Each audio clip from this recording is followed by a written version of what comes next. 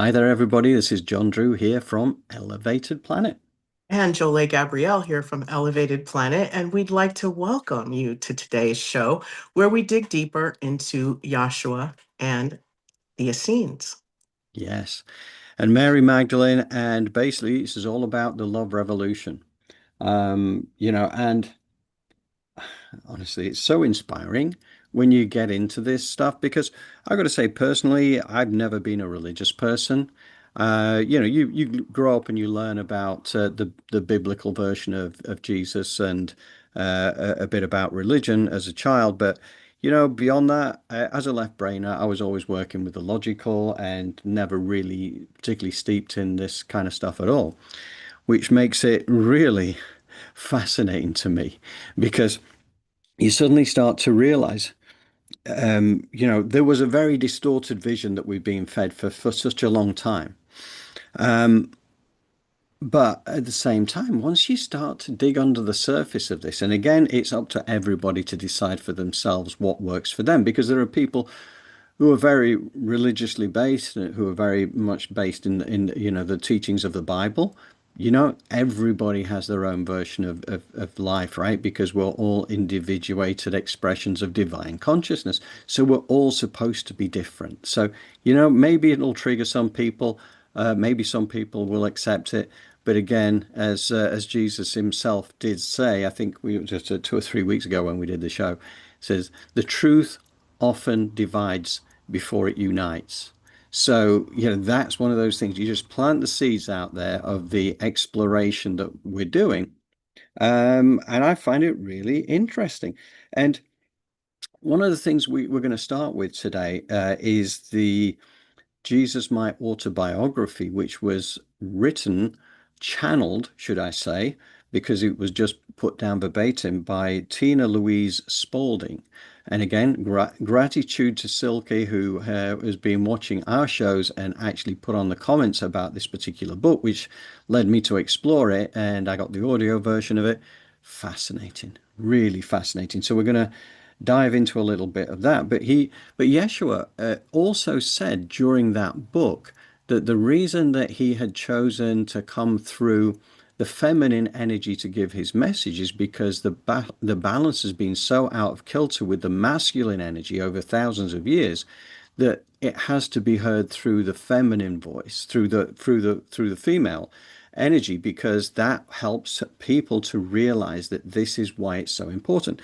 And this is also why this show then links into Mary Magdalene, because the truth behind Mary Magdalene, according to these sources, the biblical version was used in a way to denigrate her character, to say that she was a prostitute, and that was a long way from the truth. And again, within the book itself, Jesus, as he's named in this one, as opposed to Yeshua, I suppose, explains basically everything, like from a family life perspective, how they got to know each other as young adults, and how that relationship expanded over the decades that followed. And it's fascinating. It really is. But now is the time when this divine feminine energy has to come to the forefront, because you cannot achieve anything unless you have a balance between masculine and feminine energy. We realize that. Okay. So the fact is that because of the masculine domination that's taken place over thousands of years, things have got more and more out of balance. Now we're coming back into balance. To do that, we need to get deeper into that goddess energy. And that is where we're going to be heading today. So, yeah, Tina Louise Spalding, her work with Yeshua. And again, I suppose it's the same as Pamela Cribb. We've featured her work before in previous weeks as well. Another, again, lady that he has channeled through, um, and for the same reason. That's these are pure channels, and you often find that these, and again, I think this is true actually with Tina, um, that it turns out that she was around at the time of Yeshua and his ministries as well. So it's not her first rodeo with Jesus, because that has been part of her life. And I don't doubt the same is true for Pamela Cribb and many others who kind of have access to this information through Yeshua as well. So It's really fascinating. Anyway, before I hit the button, Jolie, what would you care to add? Yes, I'm so excited about stepping into the energy of the goddess, the nurturing energy that comes from a place of strength. We've been, as we're transitioning into the goddess, we have a tendency to want to judge the masculine energy, right? The patriarchy and what it's looking like right now. Oh my God. I'm sorry I laughed.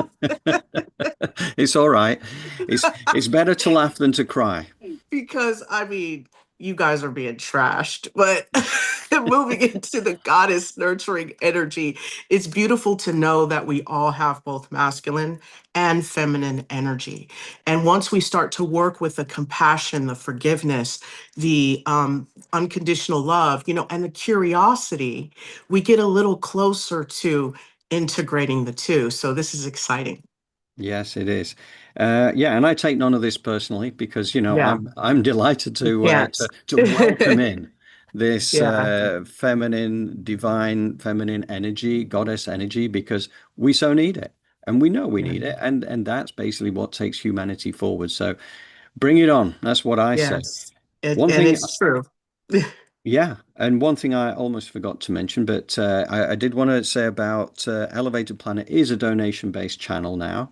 We have in the details below a link to PayPal that anybody who wishes to donate, and all we're asking for really is like a £2 donation if you're UK based, or €2 or $3, something like that, a buy us a coffee kind of idea.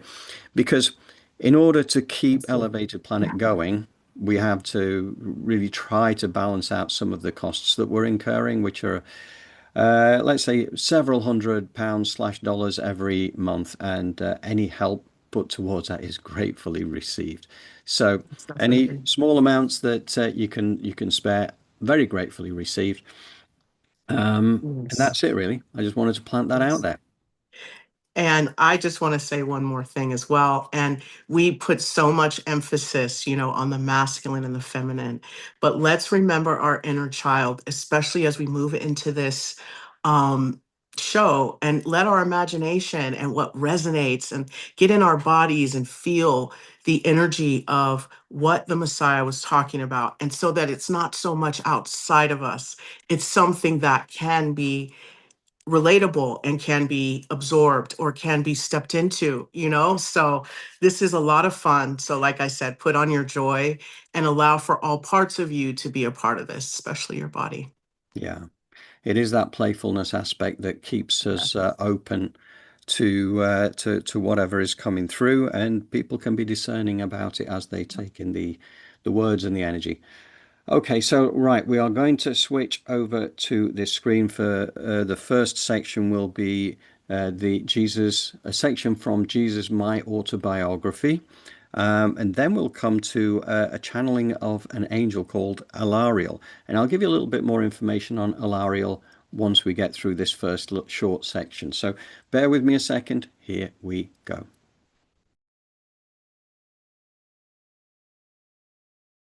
Chapter 1: How It All Began. We wish to start at the beginning. We wish to start with my birth.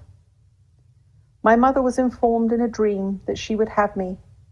She had a discussion in a very vivid and lively dream that told her that she would become pregnant, that she would have a child who would bring light to the world, and that the spirit of this child would come into this unborn baby and would live its life out as her son. She was told in this dream that she would be responsible for providing the foundational environment in which this being would live. She was told to teach it the Jewish ways, but she was also told to be very gentle and kind with this baby. She was told to love it unconditionally, to love it with all her heart, for it would need her love and it would have a challenging life at times because of its personality and its nature. This being who came to her in a dream is what you call an archangel, a being from a higher realm who has responsibilities to earth, who has chosen this, who is born into this job, so to speak. Archangels have assignments they are in charge of, and beings they are in charge of. This archangel was in charge of my life. my transformation, and my education. I have spent much time with this being since passing over so many years ago. Back in that day, this being was able to communicate with my mother in a dream. My mother told my father about the dream, and he pooh-poohed it a little bit, for he was in the male world of reason, judgment, and action. My mother was an intuitive and kind woman who was open to these other realms, as most women are. This is why you see more women in spiritual transformation groups than you do in other meetings, for women are more open to the non-physical. They are more receptive in nature. They are more fluid in nature. This is an important fact to bring to mind at this point, that my mother, not my father, was the one with whom communications could be made more easily.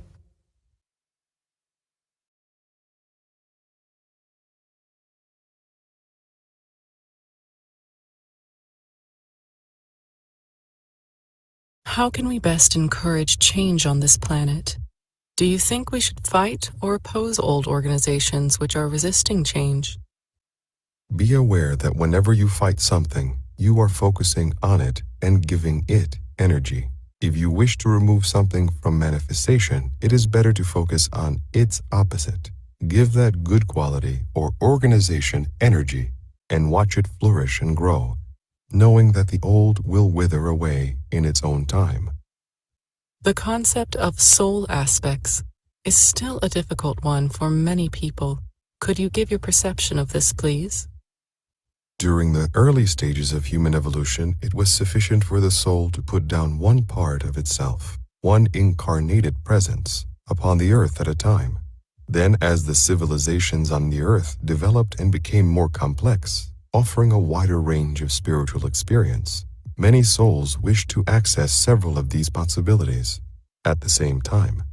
The solution was for the soul to put down several personalities or aspects, often as many as 12 at one time.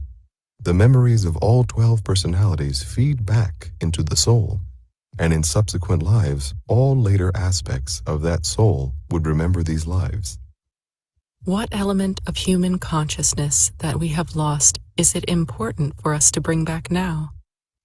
Undoubtedly, it is the goddess element. The sacred feminine is the source of the highest and most subtle wisdom and the most profound knowing.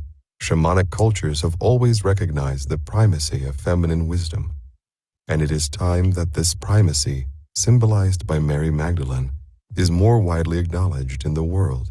It is only by acknowledging the primacy of feminine wisdom that conflicts will be resolved and the deep wounds that humanity has inflicted upon itself over the centuries will finally begin to heal. What do you think is the greatest human failing? To go into instant judgment about many people and many things. This is particularly marked when you are thinking about the outcome of any of your actions. In many human situations, you are in a position that we would describe as IDAO, insufficient data to assess the outcome. Yet you continually try to judge what the result of your actions might be, and worse still, punish yourselves when the outcome is not as you have predicted. There are so many variables on a planet where free will dominates that frankly, it is foolish to predict a single outcome in any situation. Predict a whole range of possible outcomes if you must, but even then, something may happen that you had not foreseen and therefore could not predict. As timelines moving into the future are so subtle and so subject to change, it would be a much wiser course for you to predict nothing, but simply observe what happens as time moves on.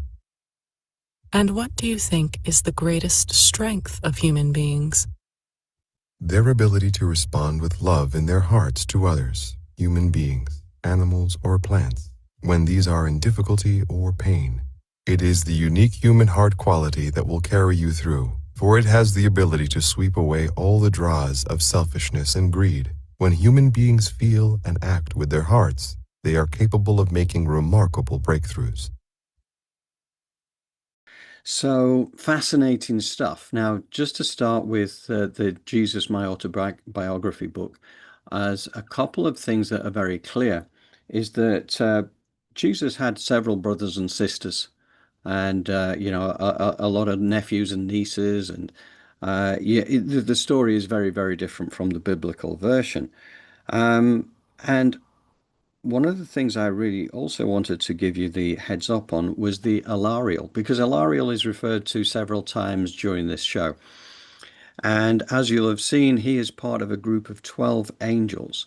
And the interesting thing about this group of 12 angels, not that that in itself isn't interesting enough, but this group are actually effectively assigned to support the Melchizedek consciousness wherever it goes across any planetary system.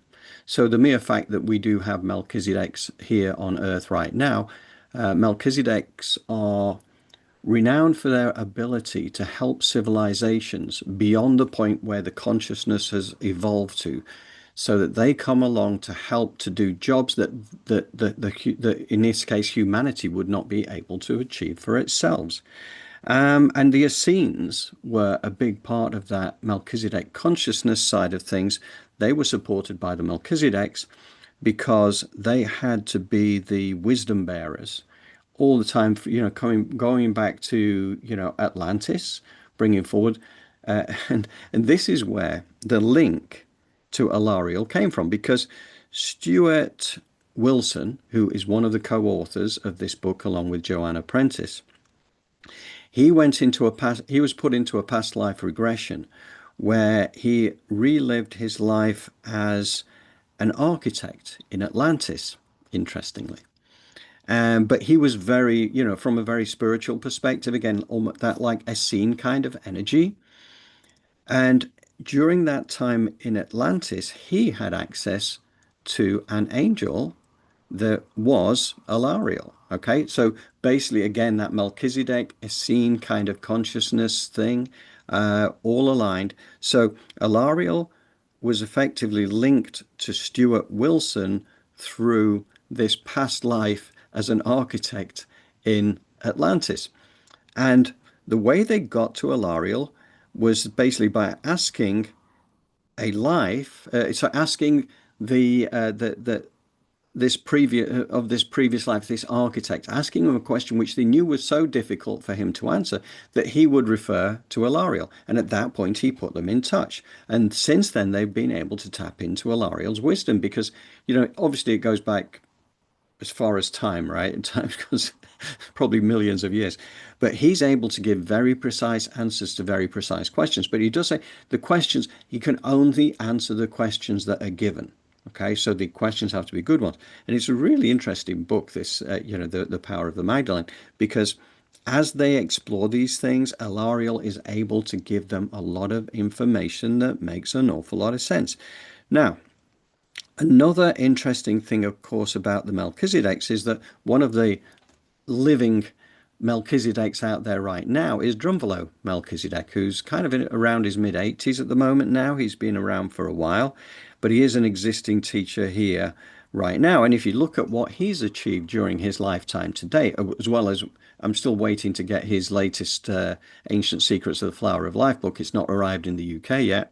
But I'm really looking forward to that because I know just how amazing the teachings are from Drumvalo and Viola Rose as well, who we've featured on the show several times before as well.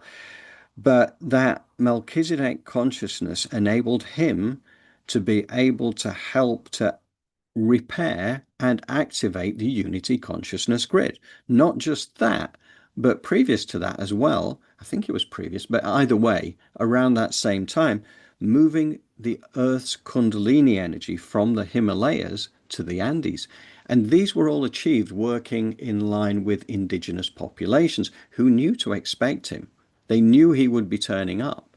So they'd seen it in their prophecies that he would turn up as this Melchizedek energy.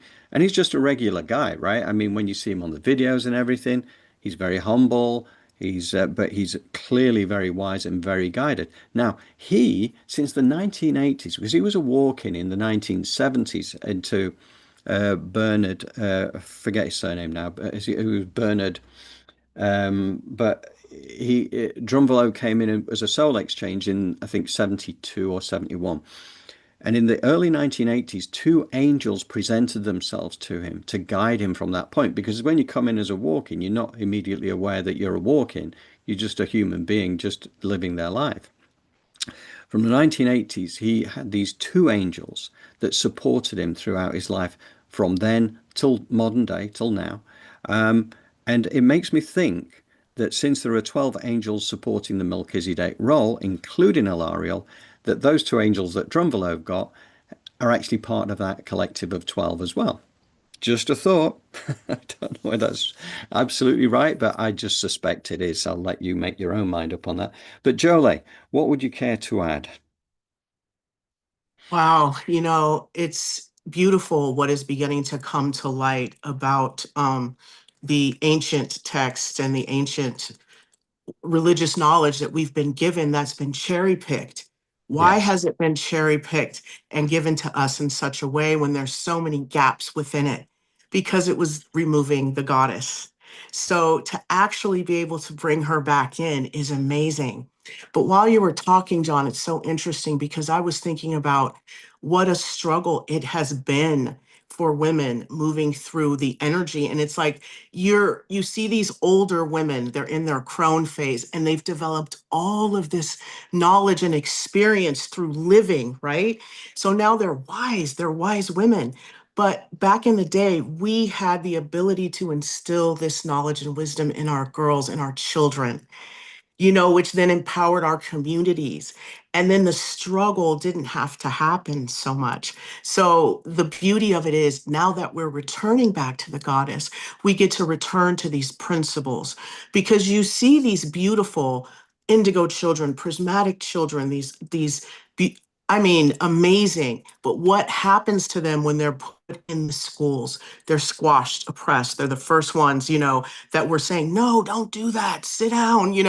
So it's like we have to rethink some of the ways in which we are showing up around the feminine and with the feminine. What is it that we want to move into? We got to critically think about these concepts now because the truth is being revealed. So it's really wonderful. I know for me to be able to finally put the pieces of the puzzle together, because what does it do? It empowers me. It gives me confidence in who I am. And if there's one thing that has been taken away from the goddess, it was her self-esteem. Mm. So it's beautiful that we're able to put this back in now and bring it full circle. Oh, for sure. We've got so much more to uncover in this next section as well, which really gives us much more scope around this subject as well. Right. So I find it really fascinating. The other thing just to mention is that the power of the Magdalene, the book itself, also goes into the disciples side of things and the absolute splits of that, the 144 number, right, Jolie, which we Right. talked, Right. Yes. which is, the harmonic 144 light pattern, which is really important in so many things. It's kind of all comes back to, everything we know of life exists around that 144 harmonic light pattern. The disciples were no different. 72 female disciples, 72 male disciples. And it's interesting because the book is able to actually give names to who were the female disciples as well, and to show how it actually works. So, wow, Yeah. It is wow. a beautiful. Yeah. It Mm. really is remarkable. And oftentimes these, I guess you call it numerology or esoteric numbers, they also correspond to the body, to the physical world. These things, they go across um genres. I don't know what you want to call it, levels, so like 369, these things are Mm. coming back into our not because they're magical. And it's not magical in the sense of being dark. It's magical in the sense of liberation and sovereignty. And a lot of times we've seen that as being devilish, but actually freeing yourself and grabbing onto your free will. There is nothing dark about that. It's really liberating. So I find that these concepts and these things we're starting to unpack really help us to heal, to grow, and expand. Yeah. And again, just to your point there, it's like the number 13 being considered an unlucky number, whereas Right. it's absolutely a super powerful number. It's a superpower number of spiritual Yeah. Yeah, spiritual. I can't remember the exact thing. But anyway, it's a very feminine number. It's a very powerful number, and that's the reason why it's being considered unlucky by the church, planted there to kind Hmm. of deflect people away from something that helps them to get into their power. So, Exactly. So let's just keep that in mind. And oh, that's what I wanted to say about the labeling and the judging. That right there is I'm not labeling and judging when I'm laughing at the male energy. I'm laughing because I'm laughing with it. I have it too. I have, we all have these issues dealing with our programming. So I just want to say that that judgment there, let's move with love. It always happens. We're going to judge, we're going to have that energy, but at the same time and in the same moment, we can work with love because you can crack jokes, but do them in a way that that person feels embraced, yeah, not like, repelled or yeah, humiliated. So that's another thing that the female energy can bring in is loving comedy and loving, poking. Like you British are good at that, taking the piss out of people without it taking it seriously. So I want to put that on the table as well, because there is a lot of that going on. The polarity is there. So let's recognize that we're all in this together. Labeling yeah. and judging, it just slows things down. Yeah, because I also that just made me think of the conversations with God, where Neil Donald Walsh is quite shocked that God should have such a sense of humor. He said, "Well, who do you think created humor?" Exactly. You know? So So, okay, let's be in joy. All right, we ready? yes, we're ready. We're going to go to the next section. So bear with me, everybody. We are going to leap across, and we are going to be introduced to James, who is a young 13-year-old Essene, who is going to take us on a journey, which is very enlightening. Bear with me.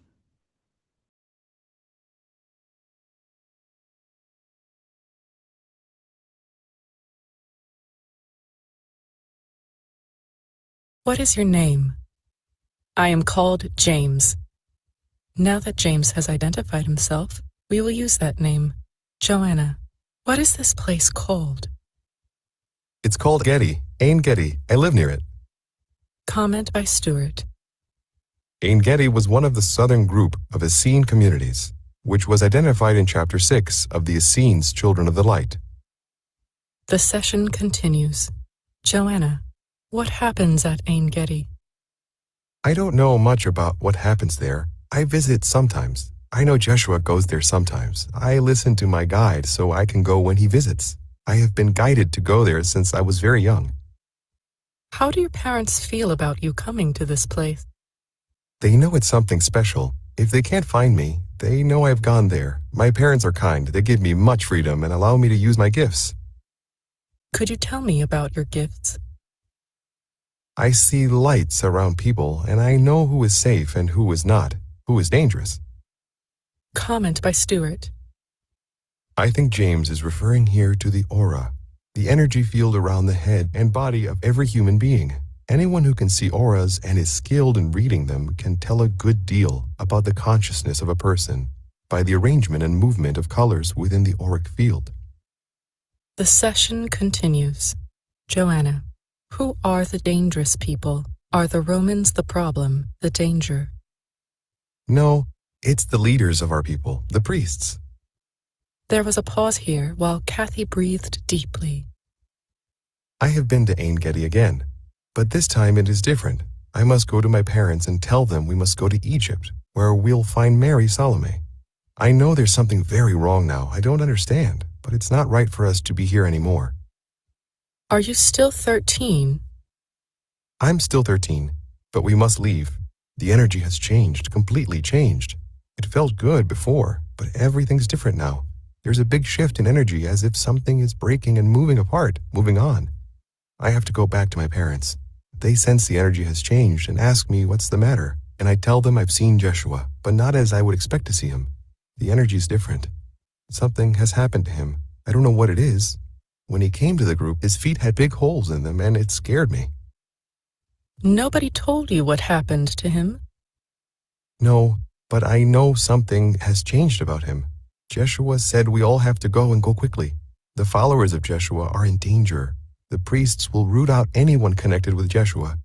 The followers will be in great danger and we must leave. My parents say, can we delay a little and tell our friends? But I say we must get the pack animal, the mule, and leave right away. Make our way to Egypt and we will be guided. Comment by Stuart. James sounded quite anxious and confused at this point. It is not clear whether he was seeing Jeshua himself or an image of Jeshua when he was bilocating. Later in the book, we had confirmation that Jeshua was able to bilocate and appear in two places at the same time. If this event which James is describing happened after the crucifixion, then he was probably seeing a bilocated image.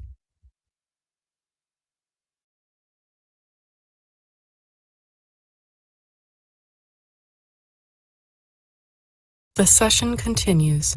Joanna, how long do you stay in Alicene? We must wait while my parents recover from the journey, and we need to find out what is happening with the group around Jeshua. When you were younger, were you able to spend some time with Jeshua? Yes, he knew my parents and would sometimes come to the house and talk, tell parables, and would talk, and then play with the children afterwards. You could see his energy affecting all the people. As a small child, did you feel you got more from the energy than the words? Of course. I didn't understand some of his words. I was too young, but I watched the light. As the people there understood what he was saying, it increased the light all around them. When they absorbed information from Jeshua, it was like a great explosion of light in all directions, and he would also send geometric patterns to people who didn't have the light. I watched the light and saw the angels around him. There was a special kind of laughter at these meetings, a laughter in the heart. I liked to be with him, and I was so proud to be there. Jeshua would come on his journeys for a rest, but he would never get that rest because people wanted to talk to him. Word would get around that he was there and that people would come to see him and listen. He had a very soft voice and you had to be quiet to hear him. It made you calm to hear him. He would have this soft voice when meeting with people and healing their hearts. His hair was sort of wild. Other people made their hair beautiful, combed and held in place, but Jeshua never did anything to his hair. It was almost a mane. It was clean, but it was unbrushed, a kind of brown with copper lights in it, and his eyes were blue and very intense. So you're still in Alexandria, Alicene? Yes, we've found out that Mary Salome has been here, but has already left. The people we're staying with tell us that Herod was forced to do something to Jeshua. It's too horrible. I don't know exactly what happened, but the priests were behind it. Yes, Jeshua had some sharp words with them. He told them to change their ways. He told them to change, but they wouldn't. Jeshua told us that different times were coming. The priests were afraid they would lose their position and their importance if things changed. Jeshua said the law was symbolic, pointing the way to understanding, but they couldn't grasp that. The priests had fixed beliefs. They were into the head, and it was hard for them to feel in the heart. That's why the women understood. They intuitively understood that Jeshua was a leader and teacher of change. They understood the energy behind his teachings, if not all his words. The Essenes we're staying with know more than we do about what has been happening. We're made to feel very welcome, but my father is concerned that he has little to give them in exchange for all their hospitality, and he doesn't want us to outstay our welcome.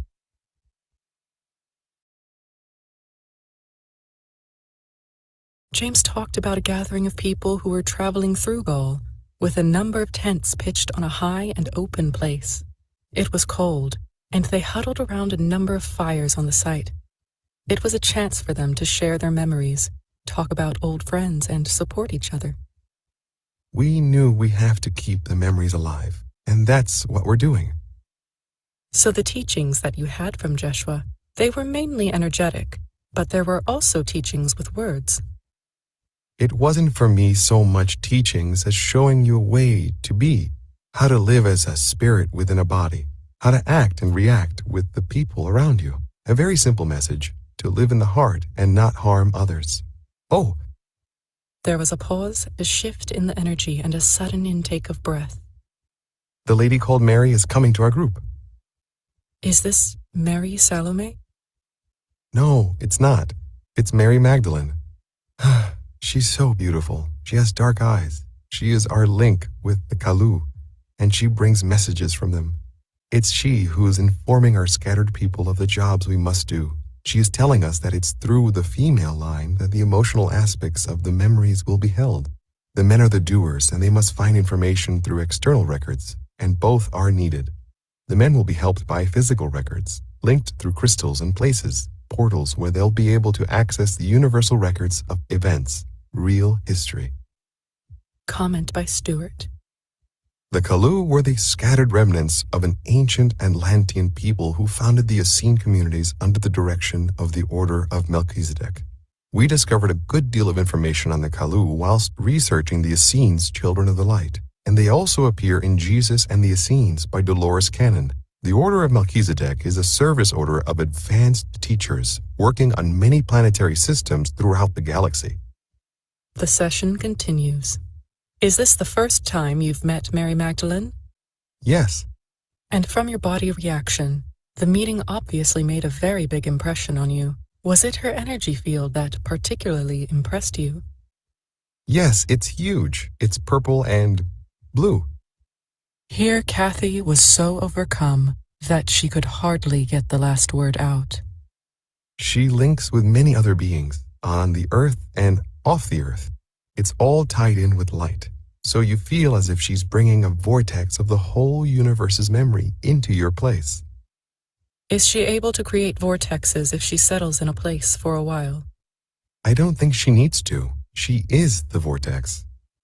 The other scenes around you, are they aware that she is the one who carries the greatest energetic nearest to that of Jeshua? It's different because when she's there, you're not aware of what the others are experiencing at the time. It's as if you are not in a place on Earth at all. The fire in front of us disappears, and she is bringing the whole universe in blues and purples and yellows, and that's all you're aware of, that and this majestic energy. Again, difficult for Kathy to talk at this point. I know when I link up with someone with a major aura, you're not aware of what they say. It's the energy, and you go into a state where anything is possible. She will be a major force in making people remember what they learned then. Jeshua's job was to open the heart center. Once that's open, Mary Magdalene's job is to provide the information that's needed at the right time. She does this by showing how everyone is linked and how information can be gained when you ask for it. She doesn't talk to us in words, but everyone receives the information they need. I wish I could have had her as my teacher. Then I wouldn't have needed to ask so many questions. With her, you feel as if you know the answer before you ask the question. So in many ways, she's opening up the innate spiritual knowledge that you brought into this life. Yes. And for many, it's just a case of re-remembering. Reconnecting, yes. She travels through different dimensions in time and space. You need special training to do this. Such a special being. Mary is due to go on with her journey. She will be with us from time to time. She's working with John. When she's finished, it's night and the stars are out, and we hadn't realized so much time had passed. There's much excitement throughout the group as they discover they are serving a purpose, being of use. So night has fallen, and you're looking at the stars. I find it hard to sleep on this special night. There were so many things that I had wanted to ask Mary Magdalene. I wanted to ask her what the deep maroon color in her aura signifies, and I wanted to get around the other groups and see what they were doing. It's as if we were all laying down the pattern of what was to come for the future. Real big special foundations. But I must get some sleep because at dawn, we must all split up and go our separate ways. In a later session, we asked Alariel to comment on this meeting with Mary Magdalene, and this is what he said. This is a good example of the kind of impact made by Mary Magdalene. Mary was an impressive speaker, but it was the energy she carried, the quality and sheer power and vastness of that energy, which really impressed those who met her for the first time. Here was a master soul, an initiate who had reached the very highest levels of attainment within the Isis system of Egypt, a system that was widely respected throughout the Middle East as the mainstream mystery school tradition at the time. So to be in the presence of a high Isis initiate was something that many people would have seen as a great blessing. Comment by Stuart. Isis, the high priestess moon goddess, was one of the most important deities in the Egyptian pantheon. As the wife of Osiris and mother of Horus, she had a central position in that system and was regarded as the goddess of magic, alchemy, and supreme wisdom.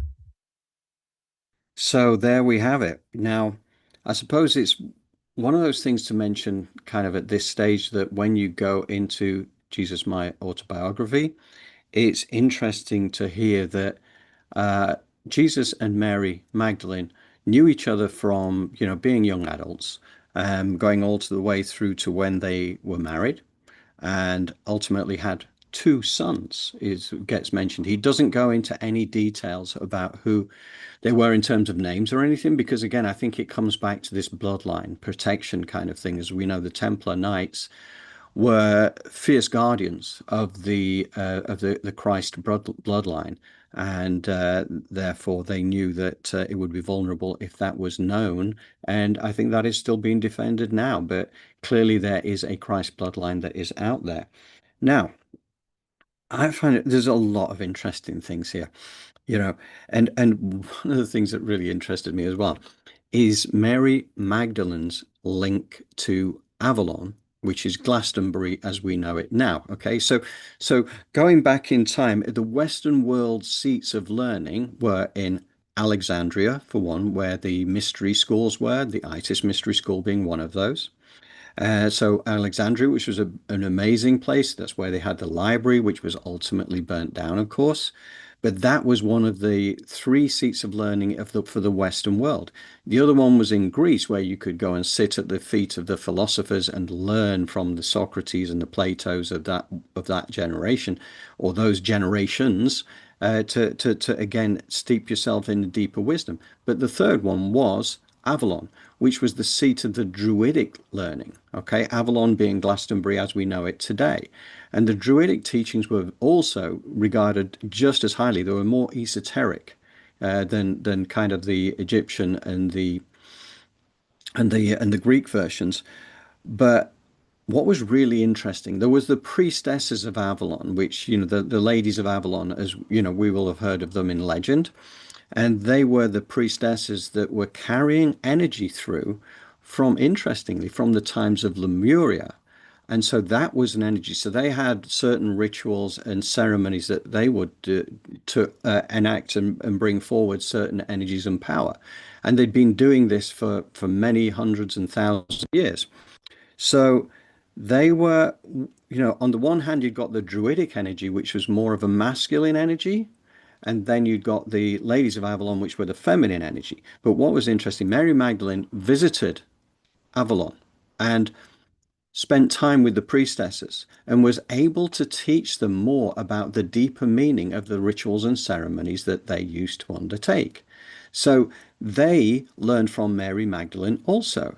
And the Alariel goes into some detail on this actually within the book as well, talking about how impactful it was, not just for the ladies of Avalon, the priestesses, but also for the druids themselves. Because what it helped to do was to balance out perfectly the masculine energy of the druidic teachings and the feminine teachings from the ladies of Avalon, the priestesses. All of a sudden, you got absolute balance and harmony, which was kind of a golden era then because of Mary Magdalene's influence on Avalon. So she did travel there. She spent most of her life in Gaul. She spent a lot of time in the Languedoc area. And I'm really looking forward to. I still haven't finished the book yet. I'm still steeped in it, loving it. And again, totally recommended for anybody who has an interest in that. You've seen the book, and it's easy to get.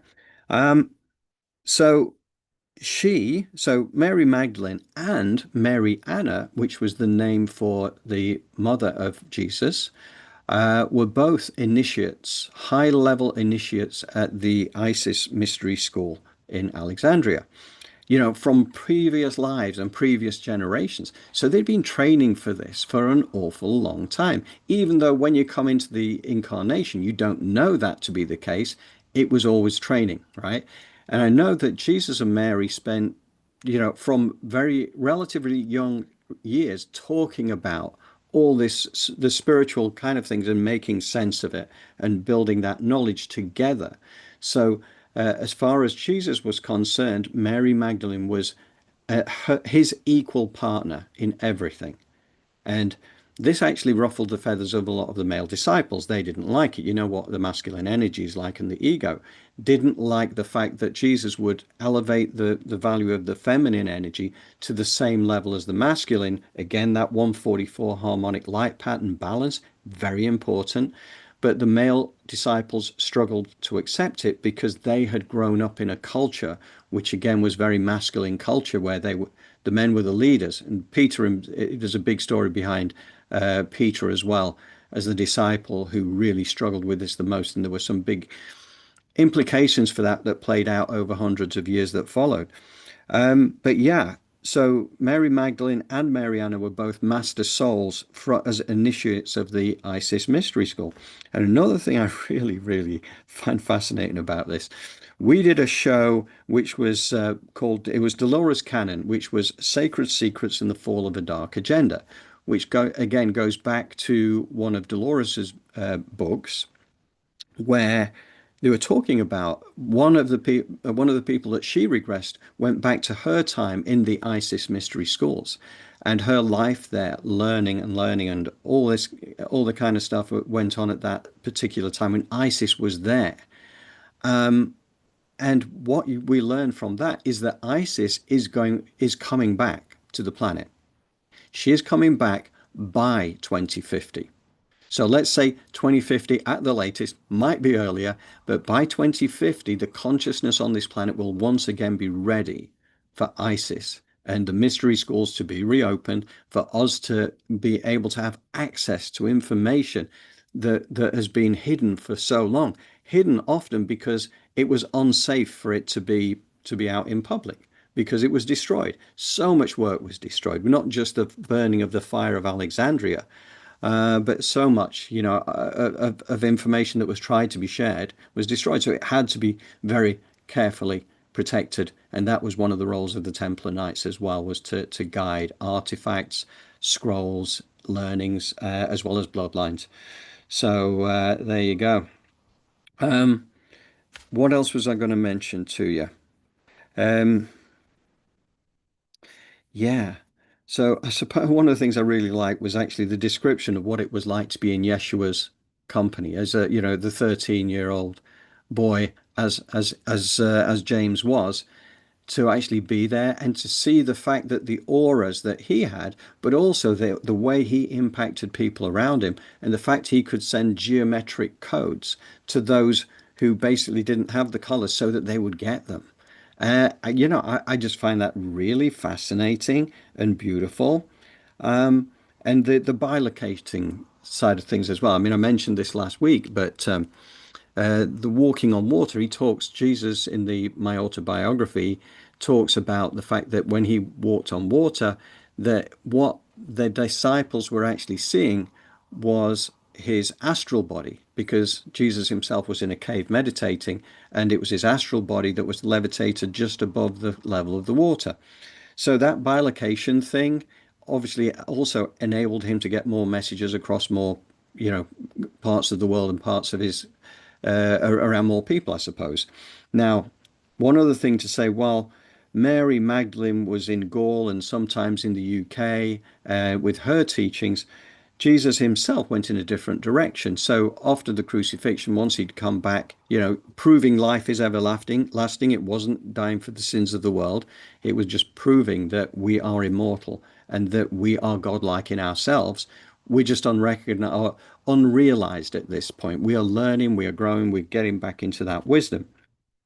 But meanwhile, he went back to India, where, much like Mary Magdalene worked with the priestesses of Avalon, he worked with the gurus, because their path had strayed a little in terms of the way that things were developing within that guru network, and he was able to bring them back to center so that they got back to the original reason for the learnings. Fascinating stuff. Anyway, I'm going to shut up now because I want to bring Jolie back in.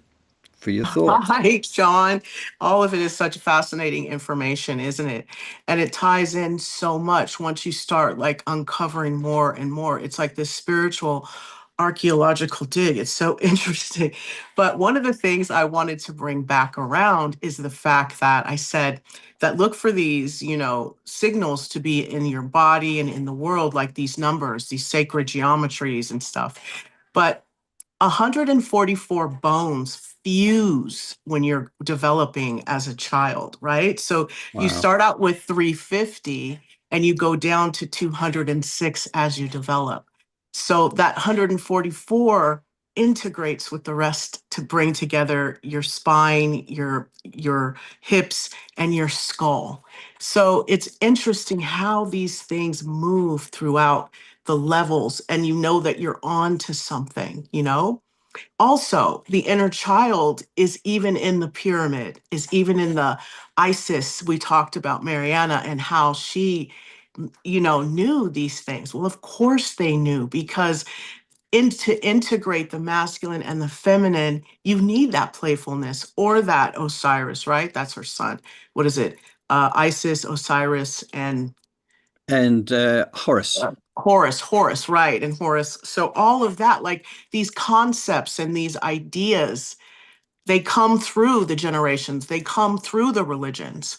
And another thing I wanted people to know too is when you look back into Alexandria and the goddess energy, Hypatia is someone to really look into. She was a mathematician, she was a Neoplatonist, she was an astronomer, and she was a pioneering female scholar who taught philosophy and mathematics. She was quite amazing, but what happened was she was murdered by a Christian mob. Why is that? Because at that time, we were removing the goddess. We were Mm. starting that. So the fact that we're bringing it back in is such a beautiful thing. So, what does that mean in the bigger picture? That means that you're going to feel things. You're going to see a Right. lot of people be out of control with their feelings.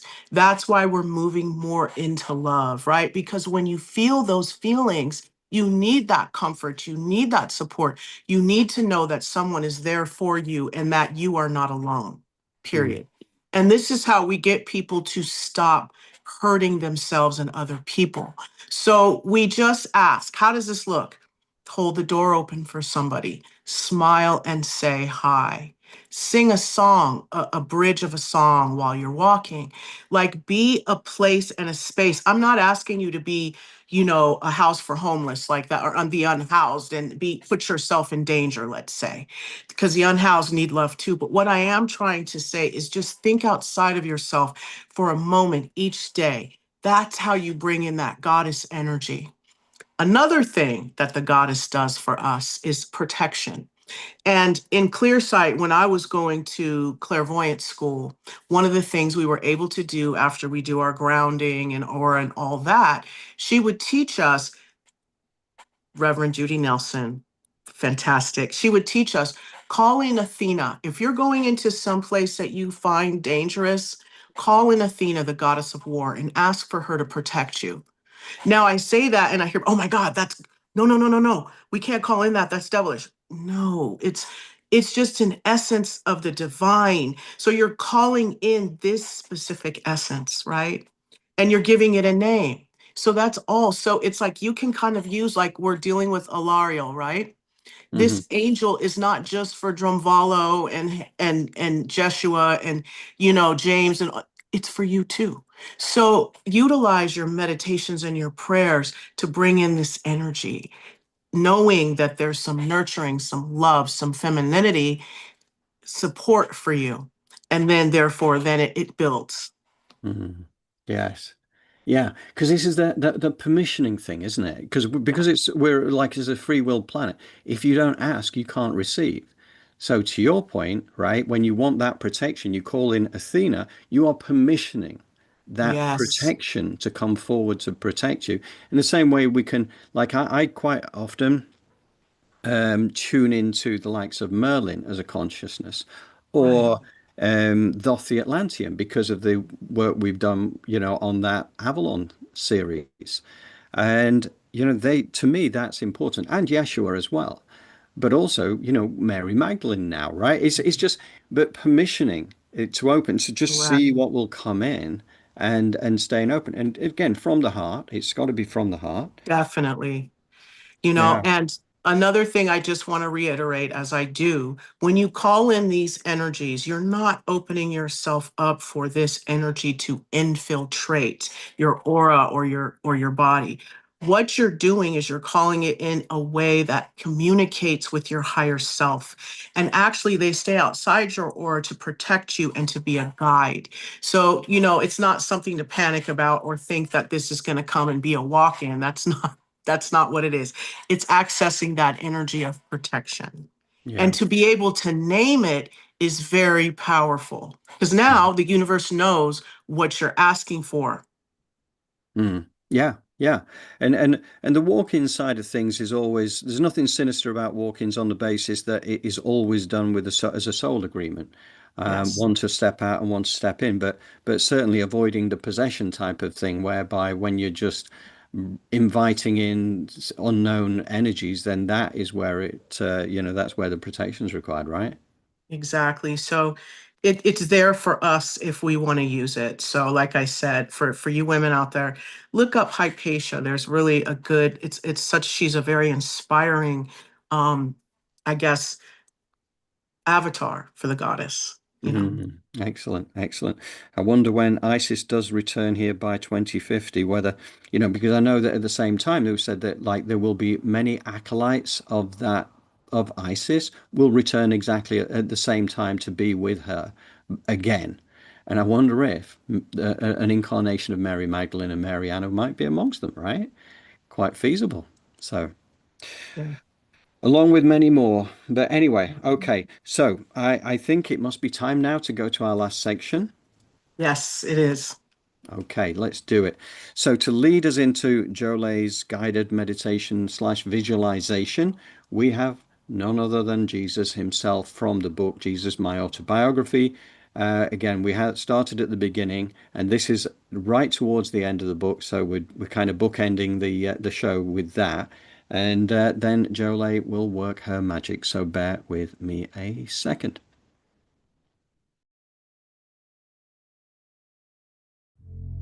The love revolution is inevitable because you are all tired of the wars, tired of the poverty, and tired of the destruction of your beautiful, glorious planet. This material is incredibly important because the untruths that hide in the mind keep you small. The untruths that hide in the mind keep you limited and attacking, fearful and judgmental. These are not pleasant experiences. They cause profound suffering in the individual, and they cause cultural degradation and poverty in the greater meeting of your physical structures, your populations. This is going to be a community process. It is going to be a collaborative process. It is going to be a process of unity consciousness. It is not going to be a process of individual exploitation or flamboyance. It is going to be a group project, and the group will form as the vibration of this work seeps into the minds of those beings who are ready. If you are ready, if you have had this feeling that you are fortunate and have skills and talents and abundance that can be employed in the transformation of the world, but you do not know how to do it, step up to the plate and come into this group. Come into this amazing opportunity for assistance. This is how the world is going to function once the love revolution has happened. There is a separation mentality that must be overridden. You have all been taught to do what is best for you, to fear sharing with others, and to fear offering your assistance to others because they might take advantage of you. Do not worry about this. If you have abundance and desire in combination, or if you have a skill and desire in combination, then nothing will ever be taken away from you because you are coming to the creative process with love and an extension of that which you are. That is the purpose of your life, to extend that which you are with love to those fellow beings on your plane at this time. They are not separate from you. That is our closing comment. We are bringing in much information, and there are going to be many, many opportunities for communal expression of love. You look around in your world and you see hoarding, battles, judgment, and scarcity. Why? Because you are all ensconced in separation mentality, afraid of being taken advantage of or used. You must use yourself to bring about the world that you want to experience, to bring about that which is good, to bring about that which is abundant, and to bring about that which you all desire. You must understand your conditioned mind. As we bring more and more information through, these blocks to your wonderful magnificence, your power, your influence, and your creative dominance, for you are the greatest creators, will all become clearer, and you will all be given the information that you need on your journey as you clarify yourselves. You must clarify the mind of its untruths, and you must focus on love, even when you do not have it in front of you. You may love many, many things, you may love many, many ideas, and you may love many, many creations in the mind that do not yet exist, and that is what you must focus on. Focus on that which you seek, that which you desire, and that which you wish to experience, and this will then manifest in front of you because you are the creative force behind this universe. You are the mind that makes your experience, and you are the mind that can change your experience.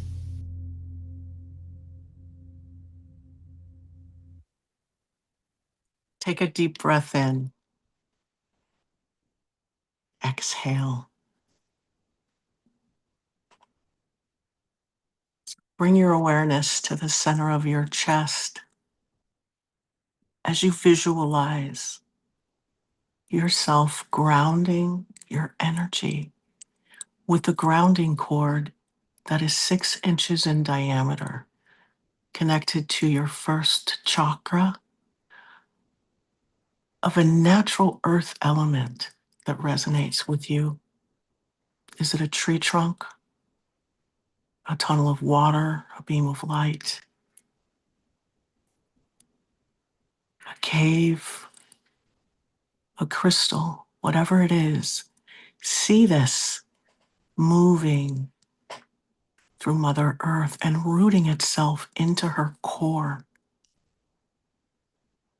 as you simultaneously pull your aura in to be 1.5 feet around you, our higher self above us at a comfortable distance above our crown, standing at the power position, and our astral body snapped in, fitting inside of our body like a hand fits inside of a glove as we absorb all of the information and knowledge that it received while we were sleeping. As you breathe in through your nose and out through your mouth, visualize the bottoms of our feet opening like the lens of a camera, calling in 15% earth energy of a color that resonates with you, seeing it, feeling it, or hearing it pool in the bottoms of your feet. Begin to travel up the side channels of your legs. And this signals the crown to open like the lens of a camera. And the Creator, the divine, knows 85% cosmic gold life force energy comes cascading down from the heavens, raining down on your higher self and moving down into your crown. Feel and observe as this golden life force liquid, divine, golden, is absorbed by your gray matter, by your cranium. We're going to focus in on cleaning out the center of our head, the pineal gland, So what we're going to do is we're going to allow for that earth energy to come up the side channels of our legs and do a U-turn and go down the grounding cord. But that essence, that 15% that's pooling in the bottoms of the feet, begins to move up. However, we let that do what it does as we focus in on the center of our head. Take a deep breath in, exhale, and we're going to visualize our brow chakra opening like the lens of a camera. And automatically to the right and to the left of us, 5 feet outside our aura, are roses, beautiful roses representing transmuting negative energy into positive energy. They are spiritual trash bags. So you're going to clean out the center of your head, all of the people, all of the places, all of the things, past lives, negative thoughts, limiting beliefs. And it doesn't matter what, just send it out. Nothing to be in the center of your head except for you and a comfortable place to sit. So allow for this golden 85% cosmic essence from the divine to just get into those neurotransmitters and those synapses, moving through the prefrontal cortex, the limbic system, the cerebrum, the cerebellum, the medulla oblongata, but we're going to focus in on the right and the left hemisphere. Because as that gold light begins to fill up the right side, moving out anything that no longer serves, disintegrating it, turning it into positive life force energy, extending the telomeres, reprogramming our DNA as we move over into that left side, easing up on the anger, the judgment, the labeling, as that becomes drowned out by the love, forgiveness, the compassion, and the focusing in on your purpose, our purpose, and our lives. As this essence, this golden essence, fills up both hemispheres of our brain, and it moves into the center of our head, and anything left inside is going to be moved and resolved and dissolved into the things that support and open up the portal from the center of the head to the heart, paved with gold, as this essence rushes down like waves, opening up that portal to the heart. As that corpus callosum, which is that area between the right and the left hemisphere that separate them, are brought together by the center of the head. See it. Work it out. Allow for that golden life force energy to disintegrate all those negative thoughts and limiting beliefs, as those roses outside your aura layer are still taking in anything that no longer serves and anything you're ready to let go of and release.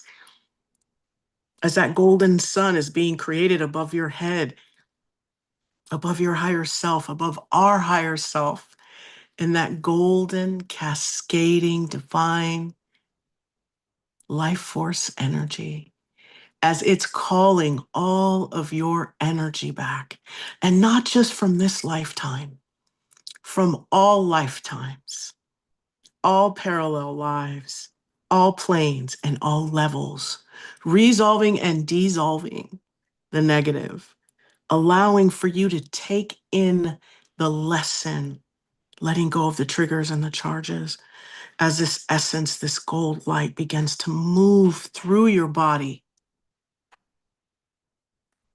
integrating with that earth energy, cleaning out each and every one of your chakras as it sprouts out of your feet, hands, and crown chakras, filling up your aura layer.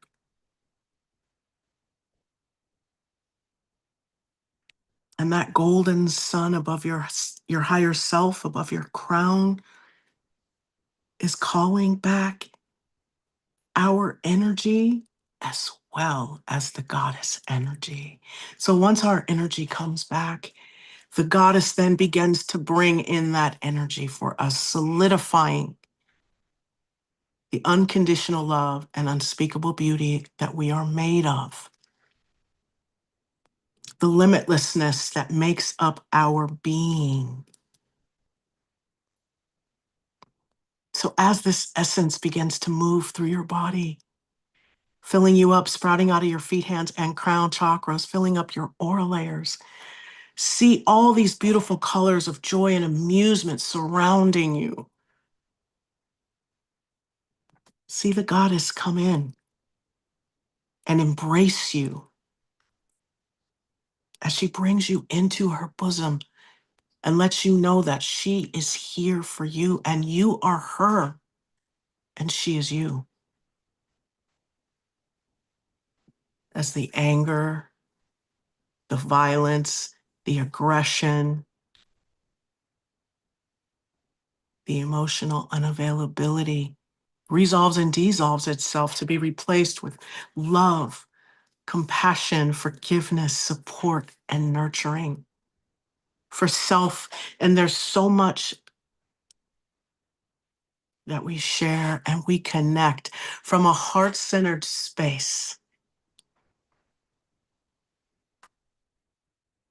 to the beauty of humanity, to all of the good that resides within Mother Earth is what we resonate with and we celebrate in this moment as our pineal has been decalcified and all that negative energy has been sent to Mother Earth to be recycled into positive creative life force energy for anyone to use.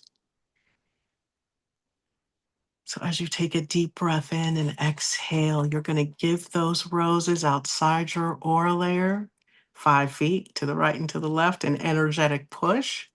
And when you feel they're far enough away, you're going to see them blow up, turn into fireworks, positive creative life force energy for anyone to use as that golden sun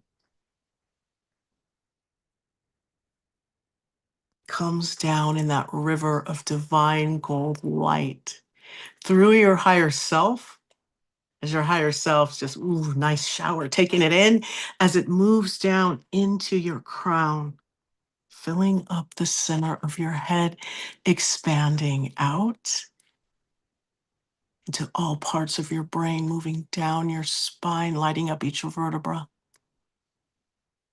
and moving into that heart chakra and filling it up with so much love that the double doors of your heart open, sending out love into your environment as that love sprouts out of your hand chakras, filling up your aura layer, fortifying the love as it moves down into your core, down your grounding cord, down into your legs, your knees, your feet, and moving out into your aura layer.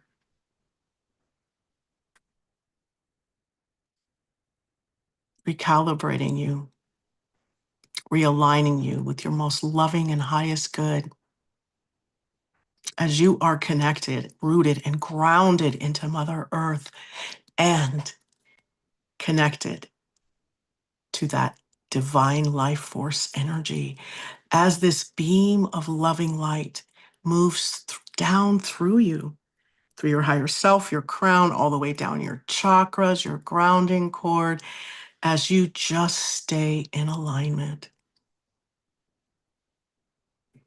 And that goddess, know that she is there for you and she is in you. So as you breathe with the rhythm of your body, all parts of you have come into alignment and you are whole. So from a heart-centered space, You're going to just pour that love on your inner child and just bring it all together. And just let that love expand throughout your body. Because when the masculine and the feminine are integrated, balanced, and aligned, they create joy and love and playfulness in your life. And then you live a functional life of wellness. As you breathe this in and you exhale it out, because it's all around you. And from now on, that's all that exists for you and for us. So as you take a deep breath in and exhale, visualize yourself at your zenith, whole and complete, well, strong, standing in your expansive masculine and feminine energy, leading with playfulness, joy, and love. And from this divine space, we breathe with the rhythm of our body as we simultaneously close our feet, our hands, our heart, and our crown chakras like the lens of a camera. We allow for all of that goodness to settle in, and we open our eyes.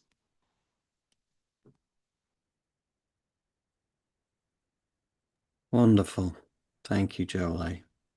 Yes. Don't know about everybody else, but my corpus callosum now highly activated along with many other of those parts as well. I hope so. I got Joy spoke to me about it, and then Karina, hi to both of you, so much love about the pineal gland. And so I wanted to do a pineal gland healing because, it's when it comes up, that means it needs to be healed. Another thing I'd like to lay on the table about the pineal is for those of you that feel like I need more. If you have an amethyst crystal, go out in the sun and you put it on your third eye. You're only going to be able to last for a few seconds, maybe minutes, because it's going to start to do its thing. That will also purify your pineal gland. With anything, it's a practice. It takes consistency. Please be gentle with yourself. When you start to feel uncomfortable, that means it's time to stop. Mm, I like that. I was Okay? going to say I've got amethyst over there, but it's a really big chunk, and that might Yeah. hurt my head for a while. Stop bashing myself on the head with that. But no, that's brilliant, and that's this is all such value because you think about the fact that to become heart based, but we have to be connected so that, as you say, it's the connection between the two, right? It's the pineal Right. gland connected to the heart, and again, from what I recall from the drum below Melchizedek's teachings, that us left brainers have to travel from left brain to right brain first to Yeah. go into the pineal and then down into the heart. That is the way to do it. So, yeah. That's wonderful. Thank you, Jolie. Yeah.